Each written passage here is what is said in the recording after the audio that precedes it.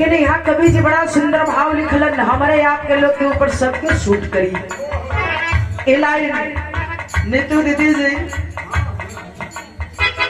सबके जाए के बाद यही से कवि जी हमारे लिखलन कैसे। और हमारे शक्ति माता जी ये दुनिया के छोड़ के चल बसल है ना है, लेकिन समय से गई है बाग फुलवारी महल अटारी के सजा के और पूरे परिवार के छोड़ के गई है। बड़ा धूमधाम से माई के आज 13वां दिन मनावल जात भाई भैया। और झरोखे से दिल बालम के होना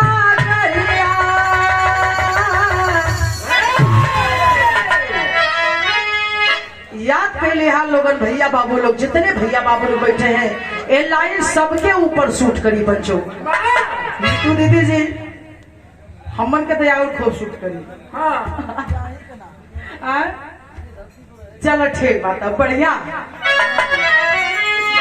अरे जयबू एक दिन बालम के होना गलिया चुनरिया